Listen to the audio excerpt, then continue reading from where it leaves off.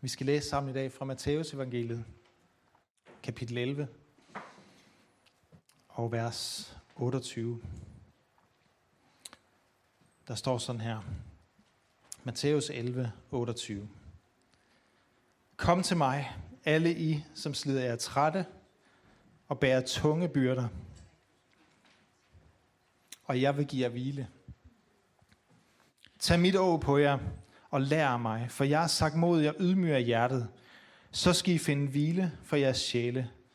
For mit åg er godt, og min byrde er let. Min titel den her formiddag er ikke til at bære. Så tænker jeg, det var dog opløftende. Men jeg skal nok forklare jer, hvad jeg mener, når jeg siger ikke til at bære. Men Jesus han siger her, kom til mig, alle I, som slider jer trætte og bærer tunge byrder. Hvem talte han til her? Han talte til mennesker, som var så træt af regler og bud. Som havde givet op for alle farisæernes lovbud. Alle de her ting, de skulle leve op til. Alt det her, som ligesom var som et åg ind over deres liv. Som tyngede dem ned, fordi de følte, jeg er bare ikke god nok. Jeg strækker ikke til. Jeg har ikke det, der skal til, og jeg gør det ikke godt nok. Og så siger Jesus, at de skal tage et nyt åg på sig. Det kan være, du siger til mig den her formiddag, jamen der findes jo ikke farisæere i dag. Jeg vil faktisk være rimelig uenig med dig, hvis du siger det. Jeg skal bare nævne nogle få af dem for dig. Det kan godt være, altså de religiøse farisæere, dem har vi stadigvæk. Måske ikke lige så mange, men vi har stadigvæk nogle af dem. Men så findes der klimafarisæere, og integrationsfarisæere, og minoritetsfarisæere, og karrierefarisæere, og dyrevelfærdsfarisæere, og modefarisæere, og jeg kunne blive ved. Hvad er det her for nogle mennesker? De fleste vil kalde sig forkæmpere. Det er nogle mennesker, som vil et eller andet, og er meget nidkære omkring det, og det, de har tænkt sig, det er at presse det ned over dig. Du skal tænke sådan her, du skal leve sådan her, du skal tale sådan her, du skal gøre sådan her. Du må ikke gøre det, du må ikke gøre det. Du skal ses med de her mennesker, men ikke de her mennesker. Du skal gå derhen, men du skal ikke gå derhen. Du skal lyde sådan her, men du skal ikke lyde sådan der.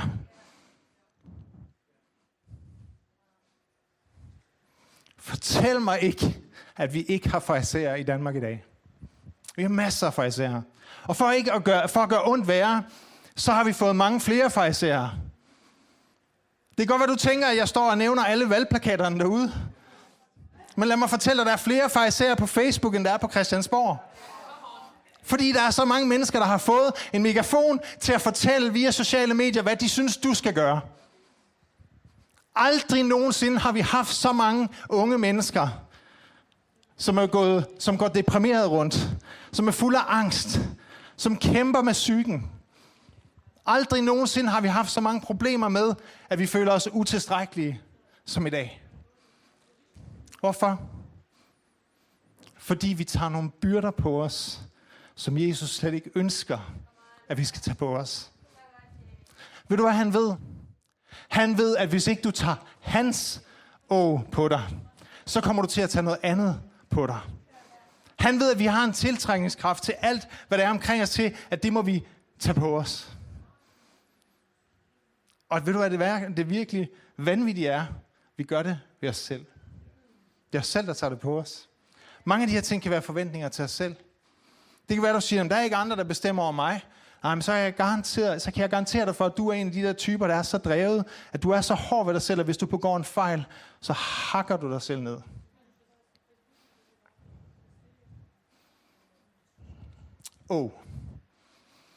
Hvad er et åg? I Bibelen kan du finde masser af eksempler på et åg som værende en byrde. Noget, der holder dig fanget.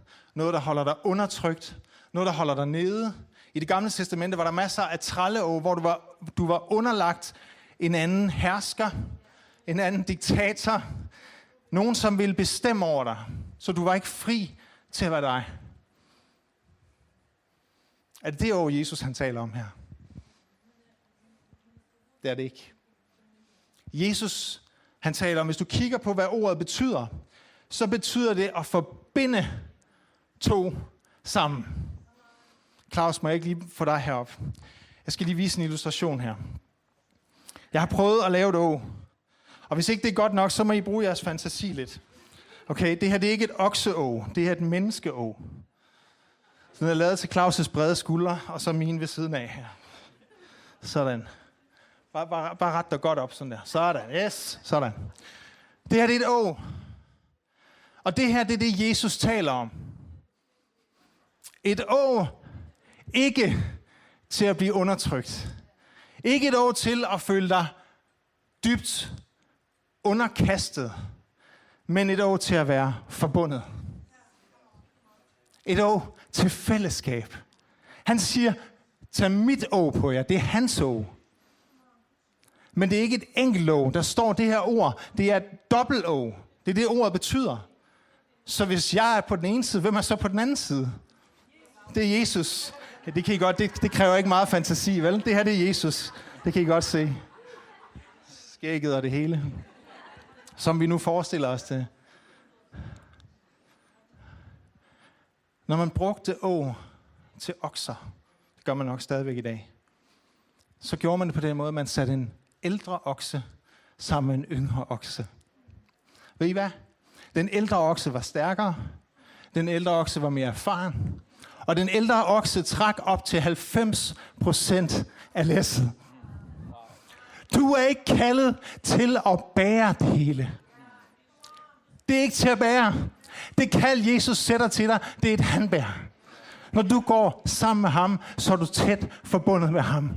Men han siger, mit å er godt, og det er let. Hvorfor er det let? Fordi det er ham, der bærer. Det er ham, der trækker læsset. Det er ham, når han går, så går du. Lad os lige gå en tur, Claus. Og hvad sker der, når du er tæt forbundet med et å? Så holder jeg øje med hvert et skridt, Jesus han tager. Jeg følger hans tempo, jeg følger hans skridt, og der hvor han går, der går jeg. Uanset hvor, så ser jeg, hvad han gør. Jeg holder øje med hans skridt, jeg holder øje med hans krop. Alt hvad han gør, det gør jeg. Det er at være under hans å. Det er at være forbundet, det er at være underlagt hans ledelse. Det er, hvad det vil sige at være en disciple. Det er, hvad det vil sige at følge Jesus. Halleluja.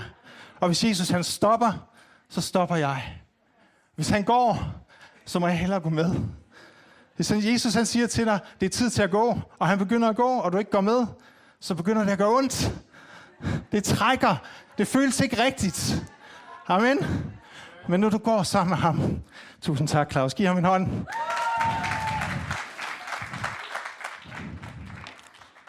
Når du går sammen med Jesus, så er det godt.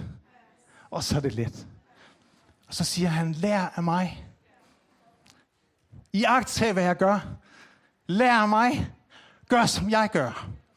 Og så siger han her, der er så mange guldkorn i det her. Han siger, for jeg er sagtmodig og ydmyg af hjertet. I den engelske står der, lowly in heart. Jeg er ydmyg, jeg er nedbøjet. Hvis Jesus han bøjer sig, så må du hellere bøje dig med. For ellers er det dig, der lige pludselig trækker læsset. Hvorfor er det, vi så ofte kommer til at føle, det er så tungt? Det er, fordi vi står stolt, når Jesus han bøjer sig. Det er, at vi tror, vi skal kæmpe noget, hvor Jesus han siger, bare knæl ned.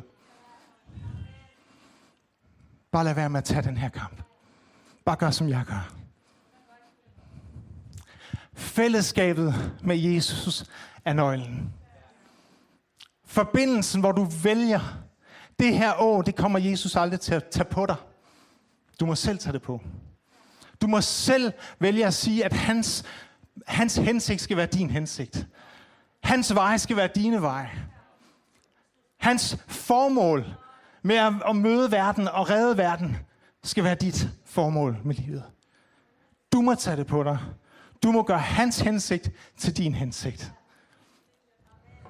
Det sker ikke af sig selv.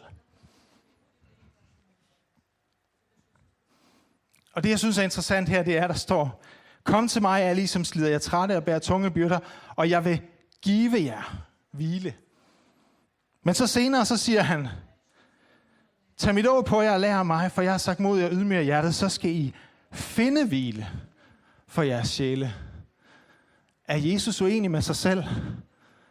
Vil han give det til os, eller skal vi selv finde det? Er der ikke forskel? Vil du ikke sige, der er forskel på at få noget givet, og så du selv skal finde det? Jesus, han er ikke uenig med sig selv. Der er 2 faser her. Det første, det er, at Jesus han taler til alle, som er under syndens slaveri. Alle, som ikke kender ham. Alle, som ikke lever med ham. Alle, som er fortabt, hvis ikke han frelser dem. Og der siger han, kom til mig, så skal I finde hvile. Så skal I finde fred. Fred med dig selv og fred med Gud.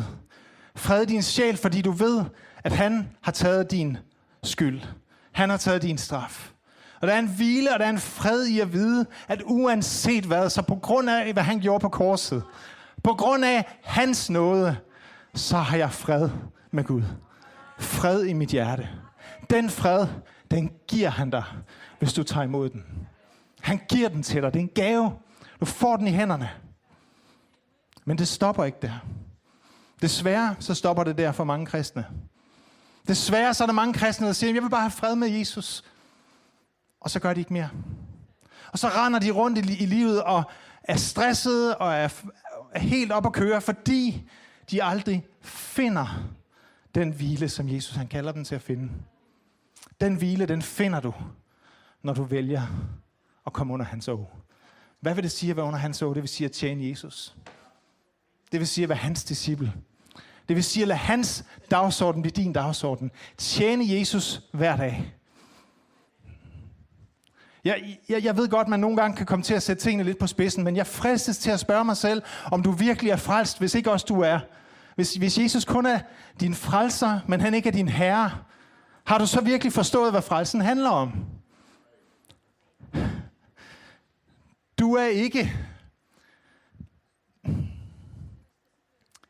Du tjener ikke for din frelse.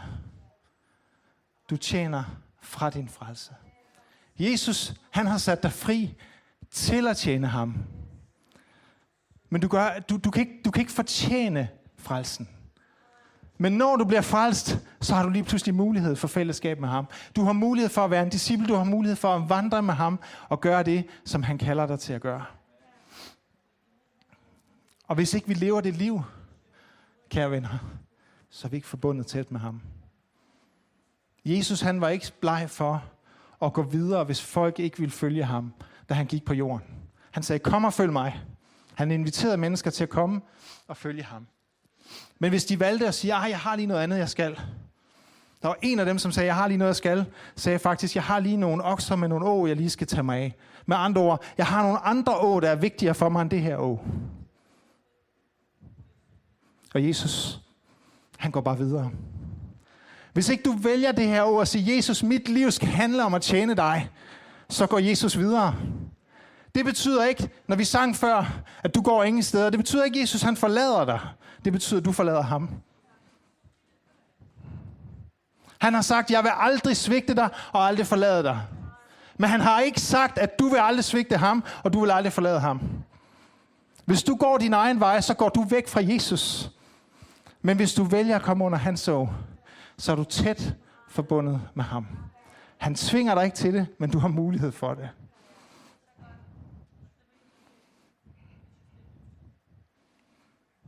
Jeg synes, det er så fantastisk det her med, at den stærke okse trækker læsset. Bær. Og så kan vi imens det. Hvad gør Jesus her? Han lader dig stå sammen med ham, så trækker han hele læsset, stort set. Og så lader han bare dig se godt ud. Det hedder noget. Noget er, at du gør det, du ikke kan gøre. Igennem den kraft, som han giver dig, ved du går sammen med ham. Og så ser du godt ud og får æren, og han er okay. Det er en rimelig god deal, synes jeg. Sandheden er, at du ikke er skabt til at gøre, hvad du har lyst til. Du er skabt til at gøre, hvad han har lyst til. Du er skabt til at gøre hans vilje. Det er derfor, vi hele tiden har sådan en trang til at komme under et eller andet å. Hvordan kan det være, at alle mennesker på hele jordkloden kommer under å hele tiden? Det er fordi, vi har en medfødt længsel efter at gøre hans vilje. Og behage vores himmelske far. Det her ord, når Jesus han siger her, mit å, Og han siger, når han siger mit å, så siger han samtidig, der er mange andre å. Lad være. Han siger, mit å er godt i den danske oversættelse. I den engelske oversættelse står der, my yoke is easy.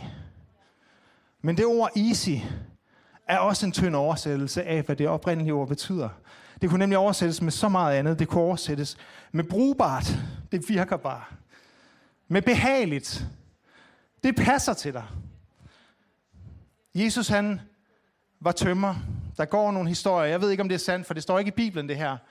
Men der går nogle historier om, at Jesus, han var kendt i hele området, hvor han var tømrer, for at lave et å, som passede perfekt til okserne. At bønderne, de kom til ham for at få skræddersyet et å til deres okser. Hvorfor? Fordi han gjorde sig omhyggelig med at måle, så det passede præcis til hver okse. Jeg ved ikke, om det er sandt, men det jeg ved, det er, det å, som han giver dig. Når han siger, mit å er let, og han gør en plads til dig, så er det skræddersyet til den, du er skabt til at være. Ikke nogen, som andre mennesker vil have, du skal være. Ikke hvad forventninger eller hvad verden siger. Hvad farisæere i 2022 siger, du skal være, men hvad han ser for dig. Det han har skabt dig til at være. Der passer den. Den er brugbar, den er behagelig. Den er passende. Den er gavnlig. Den udretter noget. Det får også mig til at tænke, at de religiøse å og alle de andre å, som jeg omtalte før, de er ubrugelige. De duer ikke til noget. De er ubehagelige. De gnaver og gør ondt og giver dig vabler. De er upassende. Det er slet ikke dig. Og de er nyttesløse. Det gavner ingenting. Du kan gå hele dit liv og forsøge at passe ind. Du går hele dit liv og prøver at gøre det hele rigtigt. Ved du hvad? Du får intet ud af det. Du kan søge menneskers anerkendelse resten af dit liv, uden nogensinde at finde fred. For der findes kun fred under det her å. Der findes kun hvile, sand hvile, under det her å. Du kan prøve at bruge al din energi på at realisere dig selv, men i sandheden om det vil jo være, at du faktisk bare prøver at være din egen herre. Og det er lige så slemt som alle de andre, og du kommer stadigvæk til at være slave.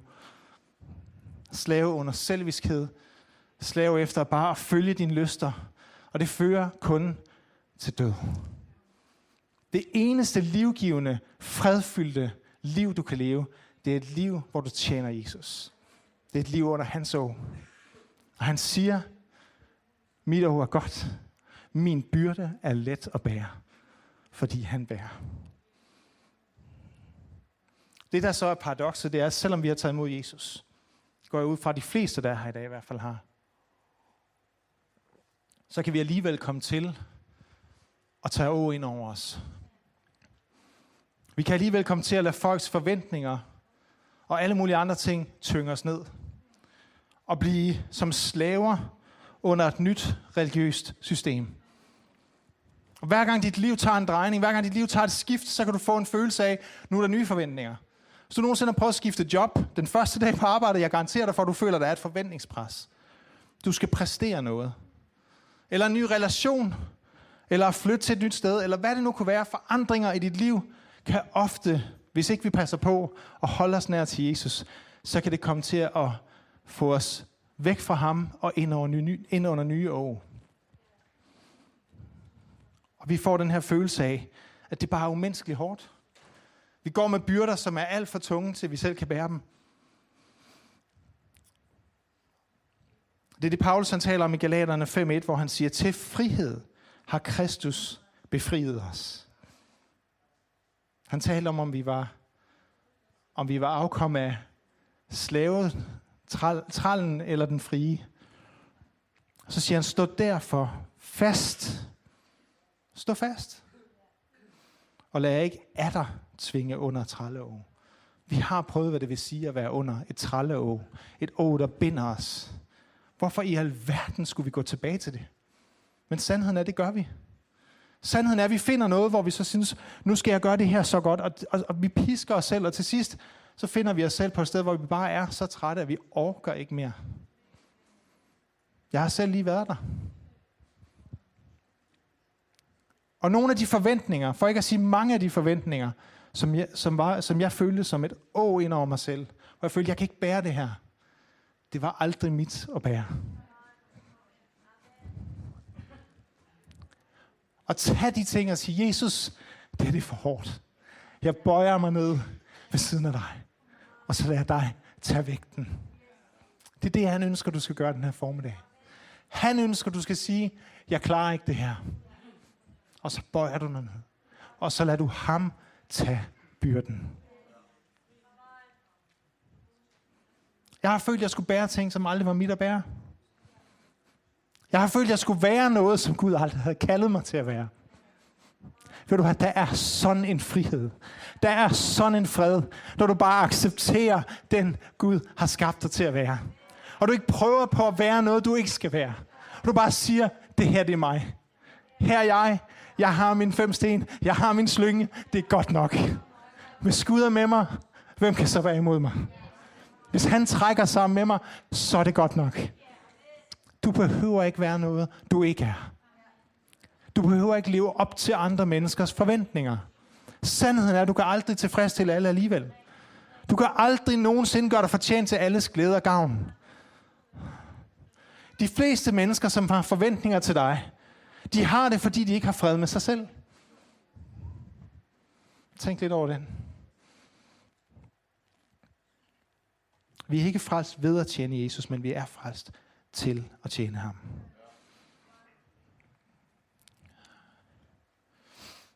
Jeg må hellere fjerne den her, så den ikke falder ned. Jeg vil bare gerne have, at I skal se den for jer hele tiden. Vi sætter den herover. Vi lægger den herover.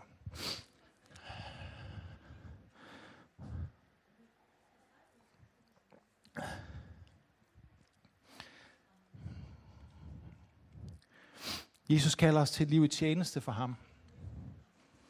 Jesus siger i Johannes 12:26, den, der tjener mig, skal følge mig. Og hvor jeg er, der skal også min tjener være. Prøv lige at høre det her igen. Den, der tjener mig, skal følge mig. Så illustrationen før. Hvis du vil tjene Jesus, så må du følge med. Og der, hvor jeg er, der skal min tjener også være. Hvis du er forbundet med ham, så går du der, hvor han går. Og du følger ham, uanset hvad tempoet er. Du jagter ham, og når han sætter farten ned, så sætter du farten ned. Når han sætter farten op, så sætter du farten op. Uanset hvad du går igennem, så gør du det sammen med Jesus. Uanset hvad der er på vejen, så står du ikke alene. Vil du gerne tjene Jesus, så hold dig tæt til ham. Vil du gerne være tæt på Jesus, så tjen ham. Der er mange mennesker, der siger, jeg elsker Jesus, jeg elsker at komme til ham, jeg elsker, når jeg får en berøring af ham, men de gider ikke tjene ham. De vil være deres egen herre og styre deres eget liv. Jeg er ked af at sige det, men det her, det er en pakkeløsning. Du kan ikke vælge at sige, Jesus, jeg vil gerne møde dig, når jeg har lyst, og når det føles rart, og så vil jeg passe mig selv og gøre, hvad jeg har lyst til, indtil det er hårdt, og så kan jeg møde dig igen. Jeg er ked af at sige det, sådan fungerer det ikke. Hvis du vil holde dig tæt til Jesus, så må du vælge, at dit liv er dedikeret til at tjene ham. Men jeg tror, vi ofte kan få den her følelse af med tjeneste. Tjeneste. Jeg skal tjene Jesus. Nu er jeg frelst, så jeg skal tjene ham. Og så får vi de her storladende idéer om, hvordan vi skal tjene ham. Jeg skal komme på national tv. Jeg skal udgive bøger. Jeg skal rejse verden rundt. Jeg skal forkynde evangeliet på stadioner. Det kan godt være, det kun er mig, der har haft nogle af de der åndssvage selvophøjede drømme. Okay, tak Charlotte, jeg følte mig helt ensom et øjeblik. Og alle jer andre, som sidder her og lyver, I kan så gå hjem og have dårlig samvittighed bagefter. Sandheden er, at vi er lidt som Peter, da Jesus kom for at vaske disciplernes fødder. Først så var han for stolt til, at Jesus skulle vaske hans fødder. Du skal aldeles ikke vaske mine fødder. Falsk ydmyghed. Jesus han prøvede at lære ham noget. Han siger, du fatter det ikke nu, du fatter det senere.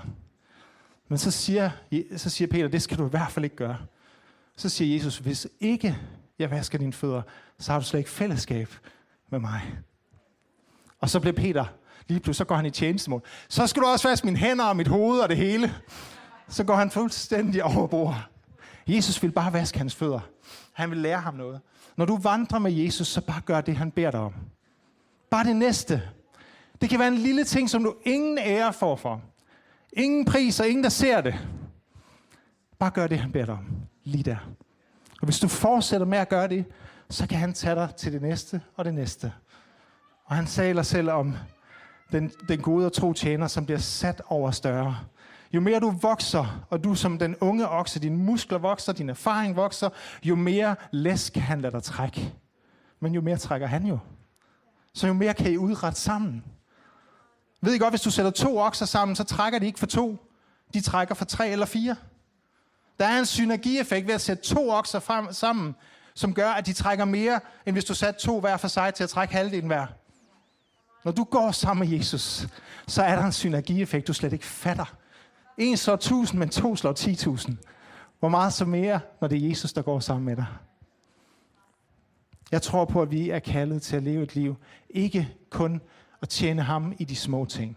Men hvis du ikke kan tjene ham, når han siger, giv et glas vand til din nabo.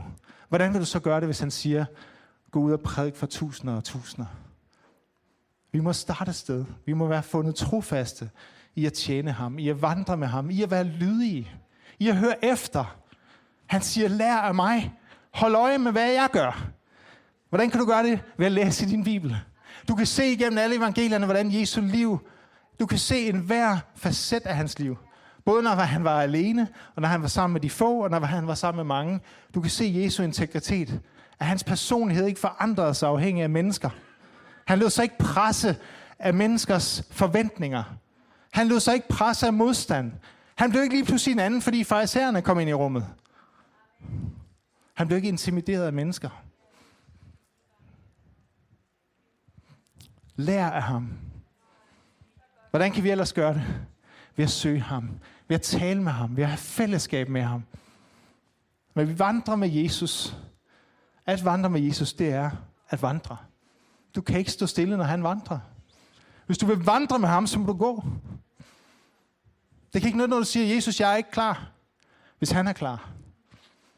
Men han ved, hvad du kan klare. Det kan være, du siger, jeg er så bebyrdet allerede, jeg kan ikke klare en ny byrde. Jesus han siger, det er den, jeg vil løse dig fra.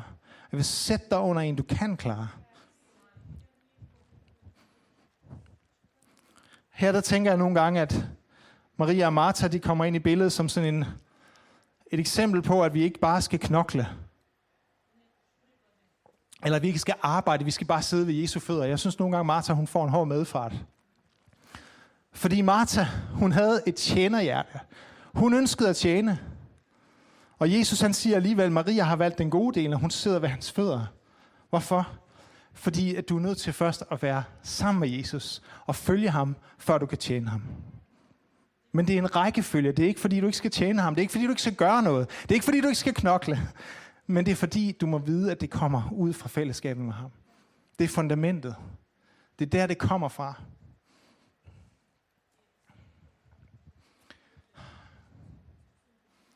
Uanset hvad du kommer ud for, når du vandrer med Jesus under hans å, så går du et sted hen, han har valgt, du skal gå hen. Og han går selv sammen med dig. Han tager dig ind, og han fører an. Lad Jesus føre dig fremad. Lad være med at gå din egen vej. Lad være med at stride imod og prøve at komme ud af ået, for det kommer til at gå ondt. Der er en frihed, som du kan finde ved at tjene ham. Der er en hvile at finde, som er så uendelig stor.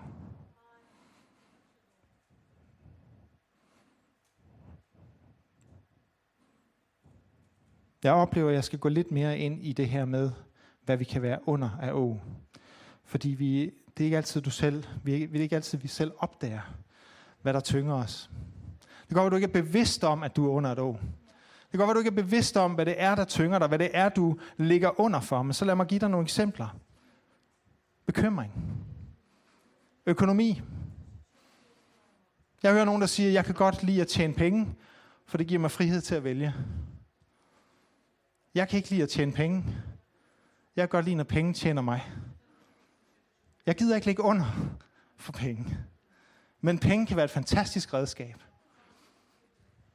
Og jeg siger ikke til nogen, som er kaldet her til at gå ud i erhvervslivet og tjene masser af penge, at du ikke skal gøre det. Gud forbyde det. Det jeg siger, det er, og det tror jeg også på, du ved, hvis Gud har kaldet dig til erhvervslivet, hvis Gud har kaldet dig til at tjene mange penge, så ved du også, at pengene er et redskab i din hånd. Det er ikke noget, du er slave under. Det er ikke noget, du ligger under for. Det er noget, du bruger til at udføre hans gerning. Og der er det ikke noget problem. Det der er et problem, det er, hvis vi tjener penge. Hører I, hvad jeg siger? Frygt og angst. Der er så mange ting, der prøver at få vores opmærksomhed. Og du kan ligge under for et åg af frygt og et åg af angst. Jesus han siger, kast alle jeres bekymringer på mig, for jeg har omsorg for jer. Jeg er lige her. Jeg holder øje med jer. Du kommer ikke til at snuble, uden jeg står lige ved siden af jer og hjælper dig op igen. Slip åget af frygt og angst. Frygten for ikke at passe ind. Der er så mange ting i dag, der fortæller, hvordan du skal leve, hvordan du skal tale, hvordan du skal klæde dig, alle de her ting. Vil du slip det åg. Jesus kan få lov til at definere, hvem du er. Han kender dig bedre end nogen af dem alligevel. Han har skabt dig. Han var der fra jordens begyndelse. Skaberen af himmel og jord ønsker at gå ved siden af dig. Prøv at tænke over det. Du kan lære af ham, som har skabt alt det, du ser foran dig. Hele det landskab, du bevæger dig ud i, skaberen af det hele, han går sammen med dig. Han vejleder dig. Skyld og skam, fortrydelse, kan være et åg, hvor du føler, havde jeg dog bare ikke gjort det her. Hvis jeg nu bare havde taget en anden vej. Hvis ikke jeg havde truffet den dumme beslutning for alle de år siden, så havde mit liv set anderledes ud. Og det bliver som en byrde, du bare ikke kan bære. Hvorfor? Du kan jo ikke lave om på fortiden alligevel, men du bærer stadigvæk på den her byrde af sorg og skyld og skam. Jesus han tog den byrde en gang for alle. Han bar et andet stykke træ, korsets træ, og han tog al din skyld og al din skam på korset. Du kan lægge det foran korset, og så kan du tage hans åg op. Amen. Der er ikke noget af de ting, som du har gjort, der behøver at definere den fremtid, som ligger foran dig. Fordi når du vandrer med Jesus, så vil han lade den fremtid definere dig. Og lad de ting, som han har for dig, være din fremtid. Relationer kan være det jo. Familie. Ting, hvor tingene bare ikke fungerer, og du kan sige, jamen det var ikke min skyld. Men det kan virke som et ord, der bare stopper dig fra at gøre det, du kaldede til at gøre. I dag så er Jesus her for at løsne de lænker af bånd. Han er her for at bryde det åg, som binder dig. Uanset om det er utilgivelighed i dit eget liv eller i de andres liv. Uanset hvad det er, så siger Jesus, du kan blive fri den her morgen, når du bliver forbundet med mig. Synd kan binde os. Vi kan være under et åg af synd. Vi kan være under afhængighed. Vi kan være under alle mulige former for pres og undertrykkelse, som får os til ikke at leve det liv, vi var kaldet til at leve. Fjenden forsøger at få dig under et nyt åg hele tiden. Han prøver hele tiden at komme med lokkemad. Han prøver hele tiden på, at du skal vælge noget, som i virkeligheden bare har én hensigt, og det er at binde dig. Men Jesus han siger, hvis du har mit åg på, så er det svært at tage et nyt åg på. Behold det på. Normalt så har sådan et åg her, for dem af jer, som kender lidt til det, det har normalt sådan 2 bøjler, altså en i hver side, som holder kvædet fast, så de ikke kan slippe fri. Men jeg kan faktisk godt lide det her billede. Du vælger selv, om du går væk. Jesus han tvinger dig ikke til at tjene ham. Han tvinger dig ikke til at gå sammen med ham. Men du bliver bundet af noget, hvis du ikke vælger det her. Men du er ikke tvunget. Det er et privilegie at tjene Jesus. Det er et privilegie at have mulighed for at bruge vores liv på at ære ham. Og alle de her ting, som vi ligger under for, kan føre til meningsløst slid. Og Jesus han siger, slip det. De her mennesker, som kom til ham, han siger, først kom til mig. Og det siger han til dig i dag. Kom til mig. Det er det første og det vigtigste. Det aller vigtigste, det er Jesus, der inviterer dig. Kom. Kom til mig. Det er en aktiv beslutning, hvor du siger, jeg har brug for Jesus. Jeg kan ikke i mig selv. Vi danskere, vi er så selvtilstrækkelige. Vi vil gerne kunne klare alt selv. Der er mange andre samfund i verden, som er langt mere afhængige af hinanden i en landsby eller i forskellige former for kultur, hvor man både i familie og i små samfund bruger hinanden mere. I Danmark, der vil vi kunne klare alt selv. Vi skal kunne det hele. Slip åget. Slip det. At være tæt forbundet med Jesus, det er at kende ham. Det er at kende enhver vejrtrækning, et hvert pust, enhver observation, han gør. Du gør det sammen med ham. Du lærer af ham som hans disciple. Du siger, nu gjorde han det, nu gjorde han det. Og så bliver du skarp på, hvad det er, han har for dig. Han viser det dig skridt for skridt.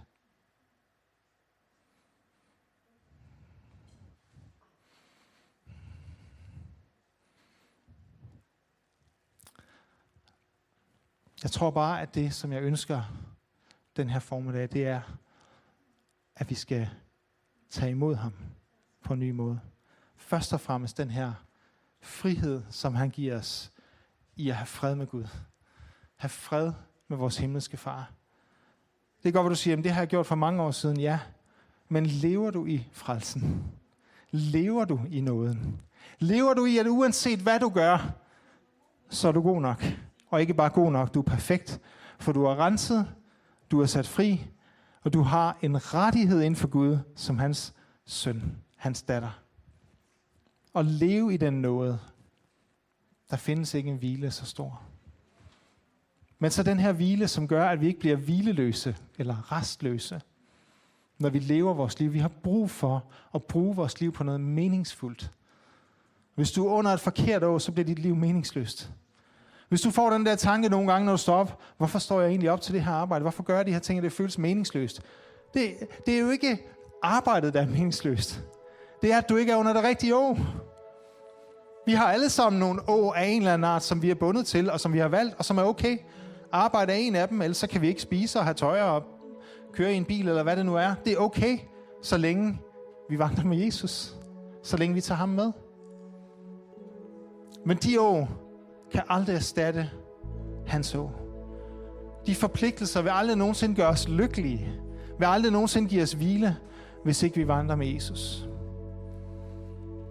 Og det jeg ønsker at udfordre dig til den her formiddag, det er ikke bare at sige, Jesus er min frelser, men også at sige, Jesus skal være min herre.